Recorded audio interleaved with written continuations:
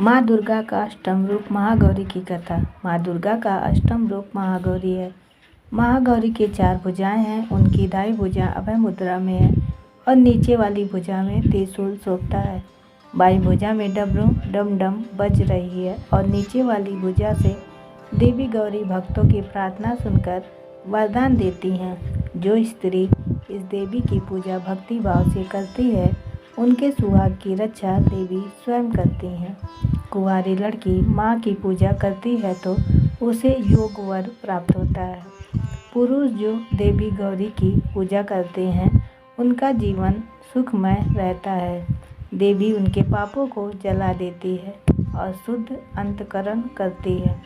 माँ अपने भक्तों को अक्षय आनंद और तेज प्रदान करती है। इनका वर्ण पूर्णतः गौर है, इसलिए ये महागौरी कहलाती हैं। नवरात्रि के अष्टम दिन इनका पूजन किया जाता है। इनकी उपासना से असंभव कार्य भी संभव हो जाते हैं। माँ महागौरी की आराधना से किसी प्रकार के रूप और मनोवांछित फल प्राप्त किया जा सकता है। उजले वस्त्र धारण किए हुए महादेव को आनंद देवे वाली शुद्धता मूर्ति देवी महागौरी मंगलदायिनी हो। इनका वर्ण पूर्णतः गौर है। इस गौरता की उपमा शंख, चंद्र और कुंद के फूल की गई है। इनकी आयु 8 वर्ष बताई गई है। इनका दाहिना ऊपरी हाथ में अभय मुद्रा में और निचले दाहिने हाथ में त्रिशूल है। बाएं ऊपर वाले हाथ में डमरू और बायां नीचे वाला हाथ वर की शांत मुद्रा में है। पार्वती रूप में इन्होंने भगवान शिव को पाने के लिए कठोर तपस्या की थी। इन्होंने प्रतिज्ञा की थी कि बीयहम वरदम शंभुम नायनम देवम महेशरात। गोस्वामी तुलसीदास के अनुसार इन्होंने शिव के वर्णन के लिए कठोर तपस्या का संकल्प लिया था, जिससे इनका शरीर काला पड़ गया था। इनकी तपस्या से प्रसन्न होकर जब शिव जी ने इनके शरीर को पवित्र गंगा जल से मलकर धोया तब वह विद्युत के समान अत्यंत कांतिमान गौर हो गया। तभी से इनका नाम गौरी पड़ा। महागौरी आदिशक्ति हैं। इनके तेज से संपूर्ण विश्व प्रकाशमान होता है। इनकी शक्ति अमोघ फलदायिनी है। माँ महागौरी की आराधना से भक्तों को सभी कष्ट दूर हो जाते हैं तथा देवी का भक्त जीवन में पवित्र और अक्षय पुण्यों का अधिकारी बनता है। दुर्गा सप्तमी में शुंभ निशुंभ से पराजित होकर गंगा के तट पर जिस देवी की प्रार्थना देवतागण कर रहे थे वह महागौरी हैं। देवी गौरी के अंश से ही कौशिकी का जन्म हुआ, जिसने शुंभ निशुंभ के प्रकोप से देवताओं को मुक्त कराया। यह देवी गौरी शिव की पत्नी हैं। यही शिवा और शांभी के नाम से भी पूजित होती हैं।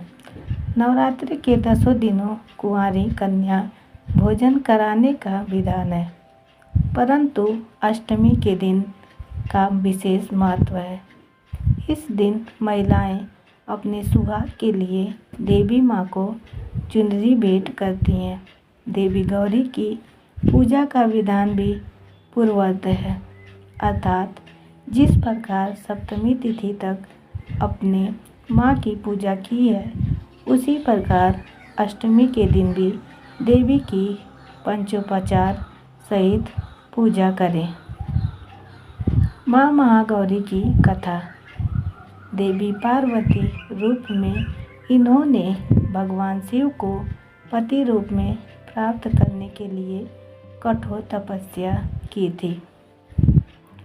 एक बार भगवान भोलेनाथ ने पार्वती जी को देखकर कुछ कह देते हैं, जिससे देवी के मन का आहत होता है और पार्वती जी तपस्या में लीन हो जाती हैं।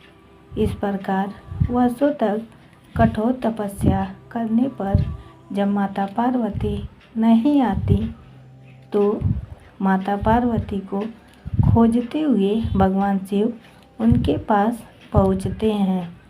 वहाँ पहुँचे तो वहाँ माता पार्वती को देखकर आश्चर्यचकित रह जाते हैं। माता पार्वती जी का रंग अत्यंत ओजपूर्ण होता है। उनकी छटा चांदनी के समान श्वेत और कुंद के फूल के समान धवल दिखाई पड़ती है। उनके वस्त्र और आभूषण से प्रसन्न होकर देवी उमा को गौरवर का प्रदान देते हैं। एक कथा अनुसार भगवान शिव को पति रूप में पाने के लिए देवी ने कठोर तपस्या की थी, जिससे इनका शरीर काला पड़ गया था। देवी की तपस्या से प्रसन्न होकर भगवान इन्हें स्वीकार करते हैं और शिव जी इनके शरीर को गंगा जल से धोते हैं। तब देवी विद्युत के समान अत्यंत कांतिमान गौर वर्ण की हो जाती हैं तथा तभी से इनका नाम गौरी पड़ा। महागौरी जी से संबंधित एक अन्य कथा भी प्रचलित है, जिसके अनुसार एक सिंह काफ़ी भूखा था। वह भोजन की तलाश में वहाँ पहुँचा जहाँ देवी उमा तपस्या कर रही होती हैं। देवी को देखकर सिंह की भूख बढ़ गई, परंतु वह देवी के तपस्या से उठने का इंतजार करते हुए वहीं बैठ गया। इस इंतजार में वह काफ़ी कमज़ोर हो गया। देवी जब तप से उठी तो सिंह की दशा देखकर उन्हें उस पर बहुत दया आती है और माँ उसे अपना सवारी बना लेती है, क्योंकि एक प्रकार से उसने भी तपस्या की थी। इसलिए देवी गौरी का वाहन बैल और सिंह दोनों ही हैं। देवी महागौरी का ध्यान, स्तोत्र पाठ और कवच का पाठ करने से सोमचक्र जागृत होता है, जिससे संकट से मुक्ति मिलती है और धन संपत्ति और श्री की वृद्धि होती है। उम्मीद है दोस्तों आपको हमारी कहानी पसंद आई होगी। पसंद आई है तो एक लाइक ज़रूर करें और चैनल पर नए हैं तो चैनल को सब्सक्राइब करना ना भूलें।